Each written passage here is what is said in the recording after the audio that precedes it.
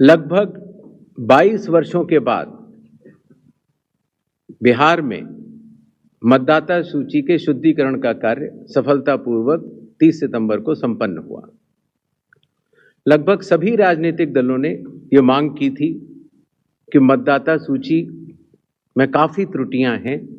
और इसको मद्देनजर रखते हुए यह कदम उठाया गया। हालांकि सोशल मीडिया पर इसके बारे में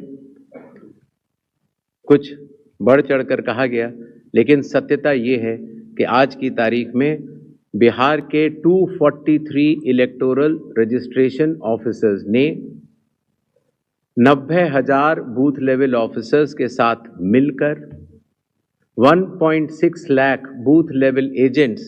जो कि 12 मान्यता प्राप्त राजनीतिक दलों ने नियुक्त किए थे, उनके साथ मिलकर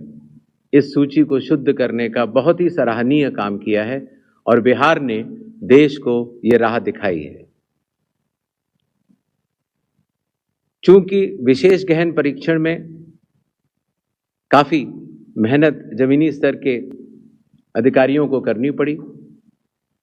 तो जो रिन्यूमरेशन था, जो बीएलओस का था और जो बाकी अधिकारियों का था, उसको भी कई वर्षों के बाद बढ़ाया गया और खास तौर से ईआरओस और एईआरओस का ऑनरेरियम तो पहली बार दिया गया।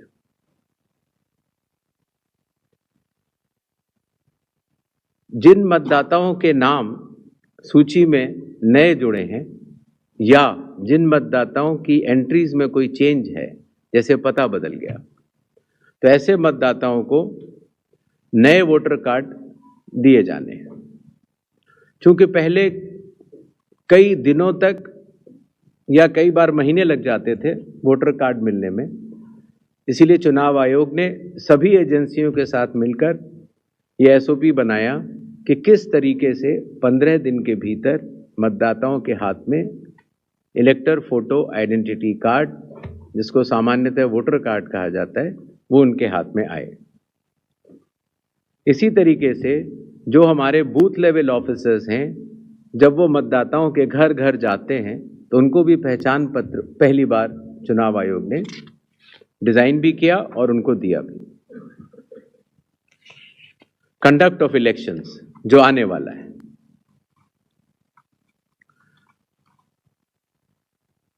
देश की प्रगति को ध्यान में रखते हुए और खास तौर से बिहार की प्रगति को ध्यान में रखते हुए लगभग काफी मतदाताओं के पास मोबाइल होते हैं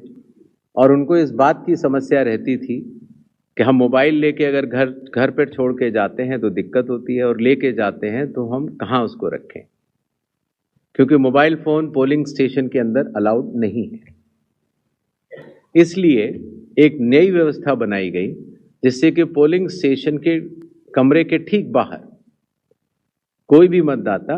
अपना मोबाइल फोन जमा करा सकता है, अंदर जाके अपना वोट डाल सकता है और बाहर आने के बाद अपना मोबाइल लेके घर जा सकता है। हर मतदाता को नॉमिनेशन का प्रोसेस खत्म होने के बाद एक वोटर इंफॉर्मेशन स्लिप दी जाती है। वोटर इंफॉर्मेशन स्लिप देने का लक्ष्य सिर्फ ये रहता है कि मतदाता को, क्योंकि कई बार बूथ बदल जाते हैं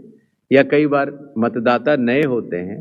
तो उनको वोटर स्लिप पर, इंफॉर्मेशन स्लिप पर अपने बूथ का नाम और सारे डिटेल्स मिल जाते हैं। तो वोटर इंफॉर्मेशन स्लिप पर बहुत ही छोटा चेंज करने के बाद मतदाताओं की सहूलियत बहुत बढ़ गई, क्योंकि उसमें उनका पोलिंग स्टेशन का नंबर, पोलिंग स्टेशन की जगह कोने में बड़े रूप में दिखा दी गई। पहले उनको पूरे में ढूंढना पड़ता था।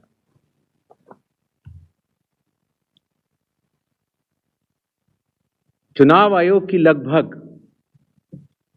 विगत कई वर्षों से एक एक करके एप्स बनती चली गई और लगभग 40 एप्स आज की तारीख में चुनाव आयोग के पास है। तो इन सबको एक जगह समन्वित करते हुए, क्योंकि हर मतदाता या हर स्टेक होल्डर हर 40 ऐप को डाउनलोड नहीं कर सकता, तो ECI नेट जैसी मदर ऑफ ऑल एप्स